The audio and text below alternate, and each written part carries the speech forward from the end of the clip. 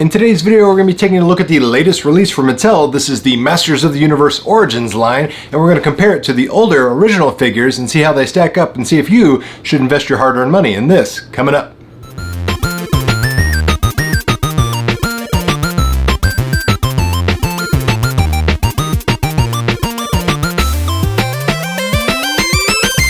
And here we have the first initial 6 figures of the Masters of the Universe Origins line from Mattel. This is their new toy line for 2020. This is meant to be a throwback to the original animated series as far as the face sculpts, but on the bodies of the original action figures that we know and love, with a little modern twist added because we've got added articulation, where the original figures had about 6 points of articulation. Now we're sitting at about 16. So we've got some new twist to an old favorite, so to speak. So the lineup includes Heman, of course, most powerful man in the universe, Skeletor, his arch nemesis, and as you can see, we've got that classic style card back with the lava burst rocks, that nice blue Masters of the Universe logo, and then we got some call outs that make sure that you don't confuse this with older releases or other things like the Super 7 releases or the Masters of the Universe Classics line. You know, they all had that very similar awesome looking retro card back, but they are different lines altogether. So in top left hand corner we got the new for 20, then we have this little call out for modern posing retro play, and then we also have Evalynn, Tila, Man-at-Arms, and Beastman, of course. Then on the back we've got our cross-sell promotion that shows you all 6 figures in the first wave. And then we got little fake callouts here for their weapon and twist into powerful positions, emulating an action feature, but none of these figures technically have an action feature. They just have that ability to have more articulation, and therefore they're easier and better to pose. Cool feature is all of these do come with a little mini comic similar to the original figures. Downside is, well, it's not really a downside, but it's something to note. The same mini comic is in all 6 figures, so you don't get an individual mini comic that has a different story for each character like we originally kind of did. Every single one of these has the exact same mini comic inside for the Beast Barrage. It's a cool little mini comic. It's definitely an interesting little read, and you'll enjoy it. And I like that they included it, but it would have been nice had they mixed it up a little bit and had an individual comic for each character. But let's go ahead and get them out of their plastic prisons and inspect them further. And of course we have to start out with the man, the myth, the legend, He-Man. And as you can see right out of the gate, looking close up, we've got that brand new head sculpt from Mattel. Now Mattel went on the record and said these new sculpts were to help accurately reflect the show characters and how they looked on the original Filmation animated television series. Now that is a drastic change over the original OG figures that we grew up in the 80s with, knowing and loving.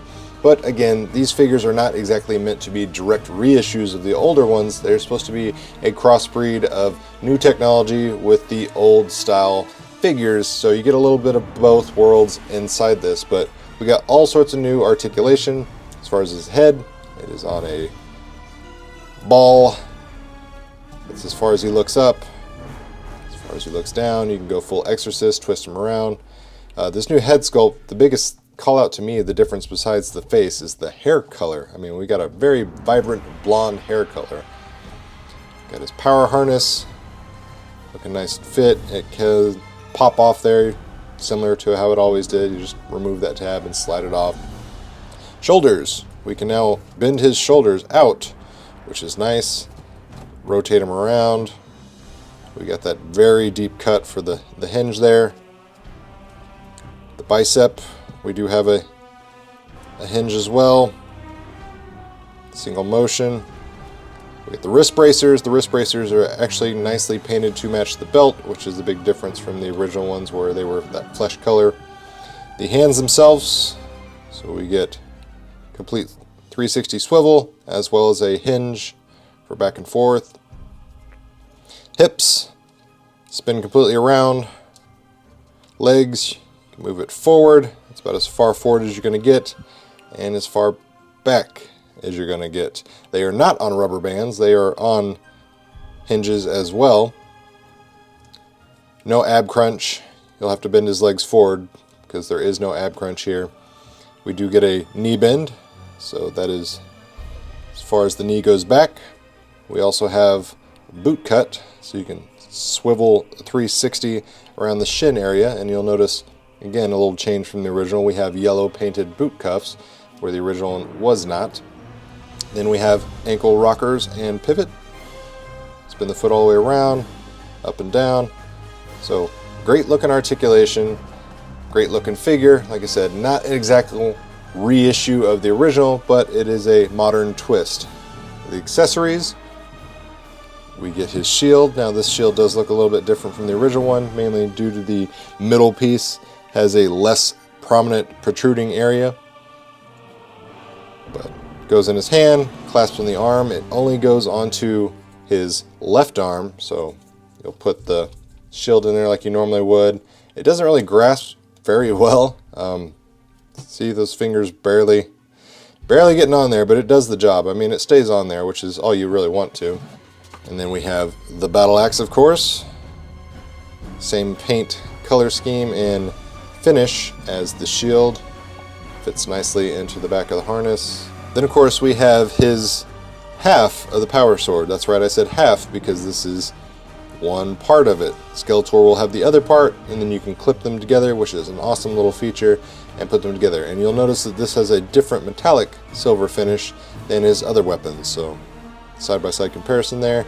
Definitely a much glossier finish, a little metallic glisten to this power sword half than his other weapons. Then next up we have Skeletor with his new expression open mouth skull face.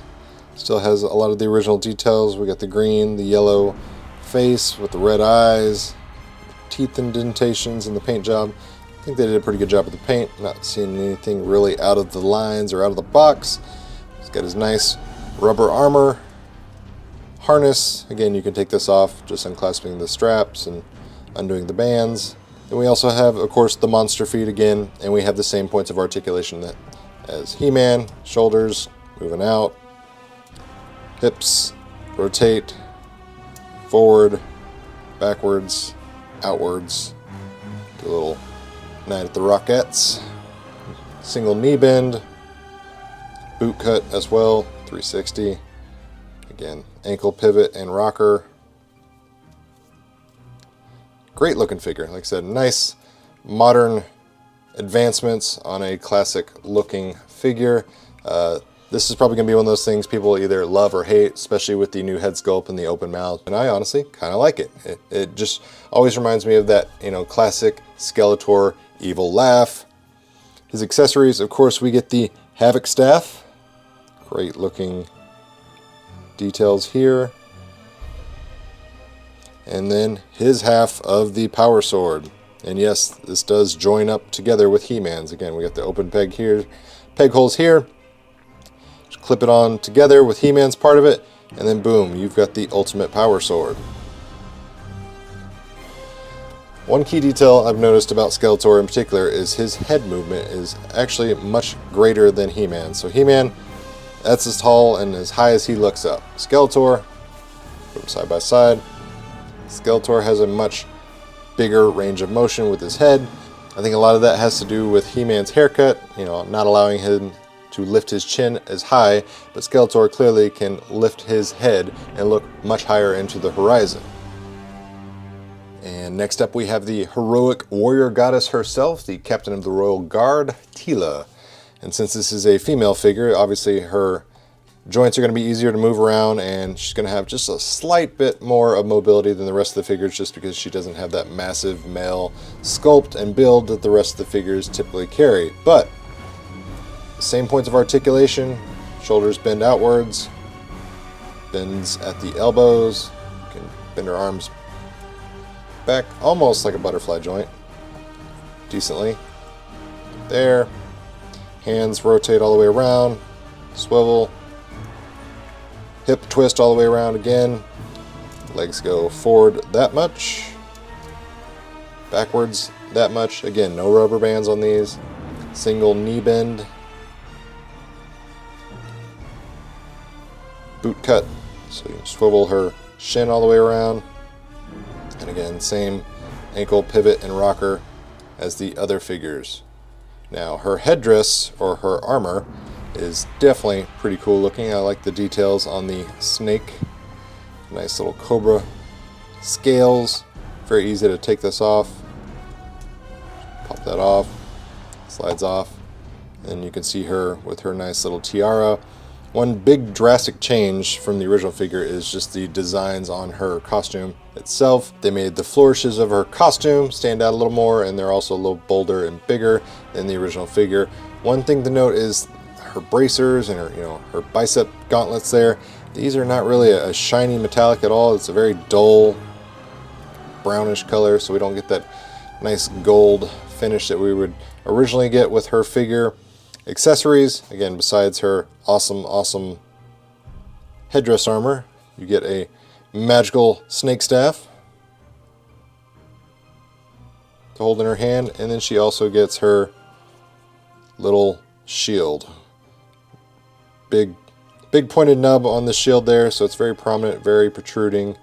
Slightly different design on the shield front itself as well. Overall, I think they did a great job. Obviously, again, the face sculpt is going to be the biggest change on all these figures, so it's one of those things. You either love it or you hate it. Then, of course, we have the evil warrior goddess herself, Evalynn, and this is the new face sculpt. And I'm a big fan of this face sculpt, honestly. It's very accurate to the original cartoon as far as my opinion. This is, as close as we're going to get as far as a action figure. Of course, the colors on this really pop with that bright yellow skin tone, these nice teal colored accents on her costume, her bracers, her bands. We got the same points of articulation as the other figures, again 16 points of articulation, so all sorts of great posability. She does come with her amazing little crystal ball, fits in the hand, the nice talons around it. Nice details on the headdress there with a nice skeleton head. Evalynn does have rather limited head movement. You can spin her head all the way around just like the rest of them, but as far as looking up and down, that's as far as she looks down, that's as far as she looks up. So not a whole lot of range of motion there, but you can attribute that to the back of her collar on her costume as well as her headdress just being, too prominent. Again, little changes throughout on the costume accents. Very similar to Tila's, how they made them a little more prominent, but I really love just the color scheme on this figure. I mean, it really stands out and pops from the rest of them. I mean, Masters of the Universe was so iconic in general with their toy line because everything was so vibrant and colorful, but this one in particular, as I drop her magical ball, she's gonna make me pay for that one later. But overall, man, this is a fantastic looking figure. Definitely worth the $14.92 price point at Walmart. Then we have the Weapons Master and Royal Advisor to He-Man himself, Man-at-Arms. And right out of the gate, you get to see we have a painted mustache, which is awesome because that was one thing the original figure didn't have. You didn't get to see that lovely Tom Selleck looking mustache on Man-at-Arms. So he's a great looking figure just because of that, in my opinion. I'm liking this face sculpt just because, again, that painted mustache does it all. Same points of articulation as everybody else, so we're not really going to spend a whole lot of time on that. Big thing is here we do have the same colored bracers just like the original, so his little wrist gauntlets there, going to be that nice green colored tone. He does come with all sorts of great accessories. We've got his nice little shin pad armor, simply just straps it around his leg and you're going to push that in there in the tab. Then we have shoulder armor. Same kind of thing, you're just going to strap it across his arm, connect it up, and then we have his forearm armor that also doubles as a cannon or a laser shooting device. I don't know what the official terminology is, but we'll just call it a laser, laser gun, because everything had lasers. Nothing was allowed to shoot bullets back in the day. And then of course we have his mace. This thing looks great. Nice little details, great sculpt on here. Let's get him all kitted out and see what he looks like. And here we have him with all his accessories and armor put on. Great thing about this is his knee pad, shin pad there. Doesn't affect his range of mobility. Same thing with his forearm, his bicep. You can still move everything. It is going to slide around. One thing to note is this forearm laser, you can't really make it crazy tight on there. I mean, you're just going to have all sorts of excess here if you really want to strap that thing down and make sure it doesn't move anywhere, but you're still going to have this little kind of unsightly tab there once you do. Head movement, he's got very good articulation and movement.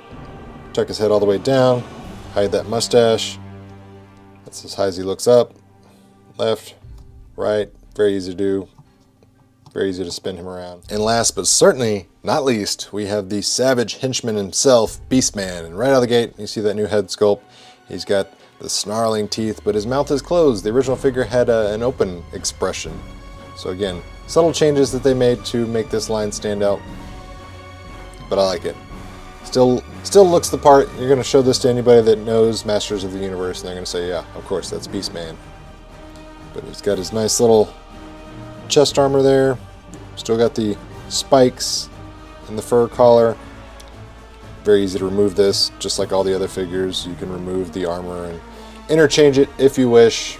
And just like the rest of the figures, there are no action features. So the original one had like a power punch where you'd swish and bam, you could punch.